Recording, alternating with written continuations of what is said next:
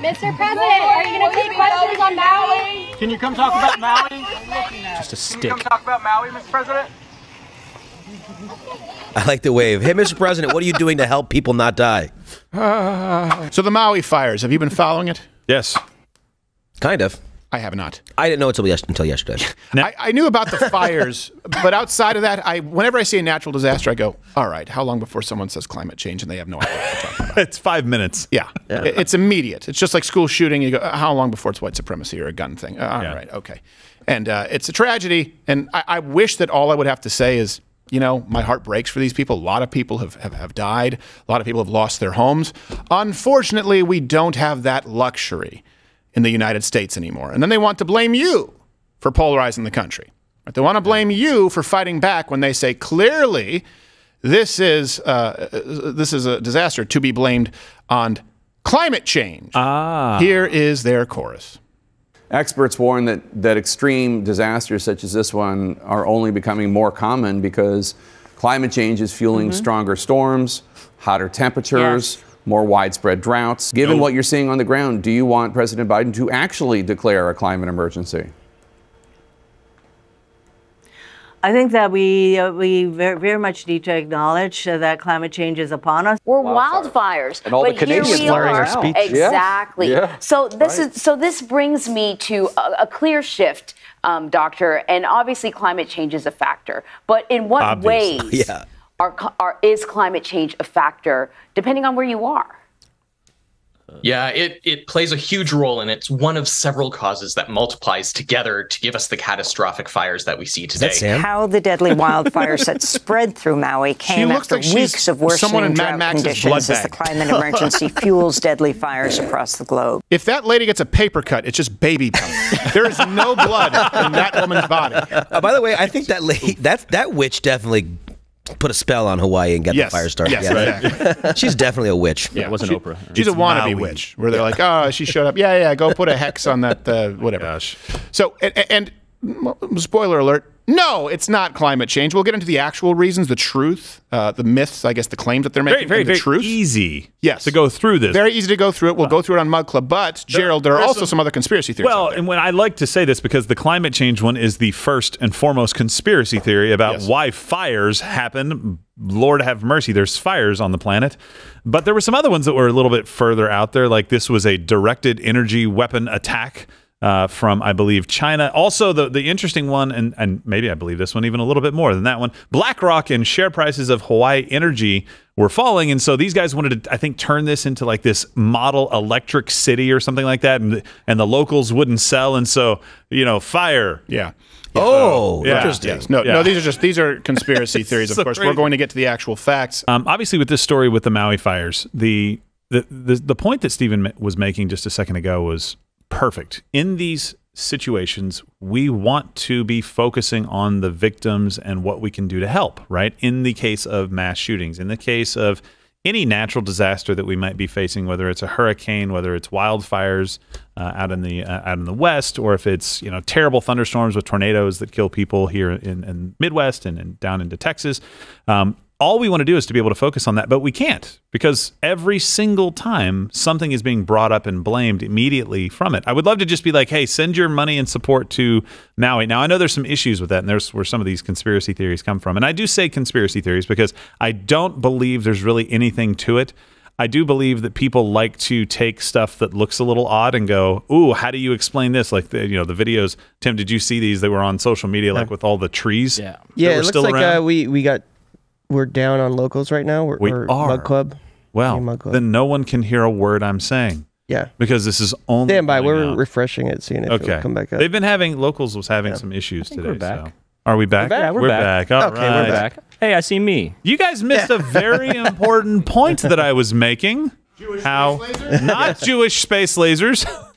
They were Arabian space lasers. Well, I mean, to be fair, BlackRock could still come in and buy all that land up. They can, but it's burnt to a crisp. So, I mean, it's prime real estate. Well done. Yeah, well. So let's get into the fires that are taking place in Hawaii, the truth, just so hopefully we can inform you. And you probably know some of this. All the references are available. But the most recent damage reports, they include a death toll of 99, which is absolutely horrible, just to be clear. 1,000 people are missing. Over 2,100 acres were burned. Over 2,700 structures were completely destroyed. But, and this is why climate change is always such a great scapegoat, particularly when the truth is this is mostly due to gross incompetence. So the claim that they make, of course, is a climate change. So hold on a second. Why was there a fire? Because it's hot. So it wait a hasn't been this hot in Hawaii since 1941. Yeah. Wow. Oh. What? Oh gosh, I get it now. Jeez. I like it. So. It's a callback. Oh, so sneaky. Yeah, so sneaky. Yeah. A day that will live in infamy. Yes, exactly. Also, it didn't help that they put a giant magnifying glass in the sky. Like, that was not nice at all. So their claim is climate change. Here's the truth. Their fire preparations in Maui, they failed, okay, in multiple ways. Okay, so one that's very obvious, the early warning sirens, right? Okay, well, first off, the water system collapsed, so that's a problem. And then the sirens that are supposed to let you know that something, they didn't even go off. They have one job. Many people had to self-evacuate, and by the time they chose to do so, it was too late. You mean because the fire was upon them? There were warning signs. We were fighting. We felt like we were winning. We were keeping it at bay, keeping it off of the properties. The water shut off. Even the firemen that were patrolling couldn't refill their trucks. How did so much go so wrong? I can't speak to a lot of those parts. They're not parts of our department. Oh my God! Today, FEMA confirmed there was an issue impacting water supply to the hydrants. Really? Oh, there's some right there. All as the search continues for the missing. Yeah. Oh Thanks, Hirono. Did they go east, west, north, or south? Because there's water everywhere you go. It's almost everywhere you look. Yeah. It's almost like in Hawaii, you can't walk several miles without finding yourself in water. Yeah, but they get there and they have to surf. They just have to. I know. It's part of the culture. And I tell you what, they should call Moana. Has anybody called Moana yet? Yeah. She saves Moana. Help us out. I hear. She can't help them unless she just sing. Sucks to be you. Just Hirono. Hirono's a useless bag of. She doesn't like you. Yeah. Well, we're not on YouTube. Yes, exactly. Thank you, Yakuza. You're welcome. Here's another truth. Again, this is the byproduct of government incompetence. And just like the guy who wants to make you allergic to meat, these people don't always support Team Human. So there's been an invasive species of grass there that's provided fuel that is now everywhere, which, of course, has increased the size and scope of the burn. We have this additional issue, which is that our island archipelago has been invaded by fire-prone grasses from all over the world. And the problem is so big. I mean, over 1 million acres, and that's big for a small island. It's 26% of our state. Wow. Land management comes back again. Why didn't they get rid of the grass? I don't know. That's if someone tells me that there was some kind of endangered insect in there, I swear I'm going to lose my mind. Well, it's probably the roosters and chickens and stuff that run free. Oh, they never shut up. I went to Kauai. I know. And they're retarded roosters because they do it like in the middle of the day. It's like the sun's been up for hours. I just saw it. Poor Hawaii. They can't stop all the invaders. I know. They cannot. Jeez. The Moors. I mean, have you seen it? Should we just give it back? Hawaii? Yeah. No, we're done with it. Yeah. It's they want independence. They screwed this one up. You guys can have it back. Yeah. Here's another truth. So you were talking about this earlier there, Gerald. In 2022, their comprehensive emergency management plan. Yeah. Just to give you an idea, it listed, because you would think, hey, that grass, right? You would think the warning sirens didn't work, right? Oh, hold on. Sorry. Grass. Fuel. Yes. Is what exactly. Fuel for fire. Fuel, yeah. So if we're going to look at something to make sure that we have a good, tight grip on this, fuel for fire probably should be one of those things you would think in drought conditions. Yeah. Yes. Okay. Mm-hmm. It's like, hey, what do we think puts us at greatest risk of fire here? Dirt. Well, I think the fuel does. Yeah. This dry, dead grass that's invasive and shouldn't really even be here. But no. I think it has to do with plastic bottles in the ocean. You're not spraying hairspray anymore, are you? Because the FCCs and the ozone, that hole's closed. Oh, really? Well, then I don't know. Your guess is as good as mine. I still think it's the fuel on the ground. Do you hear Moana 2's getting released? Yeah. Looking forward to that. They got to get some Mexicans down there in Maui, dude. Yeah. These wildfires in California never started by grass. No. Never. They mow that stuff down. True. But aloha means both hello and goodbye. So, the Comprehensive Emergency Management Plan, it listed wildfires dead last. Whoops. On its list of potential threats. Well, I want to see that list. Pull COVID was higher. Terrorism is up there at the top. Floods. Wow. Floods. Tsunami, Really? Hurricane. Floods? Volcanic. You're an hazards. island. Everywhere slopes to the ocean. So I don't understand. So wait a second. Terrorism is up there, and wildfires, Toolman, are dead last. Yeah. How did you miss how it got started? I am El Nino. No. I skipped ahead. I did skip ahead. That's why I was telling you that I'm skipping ahead. Yeah, he gave me a little warning. We know how the fire started. There you go. I'm gonna do it. I'm going to do it. It was so much easier 20 years ago.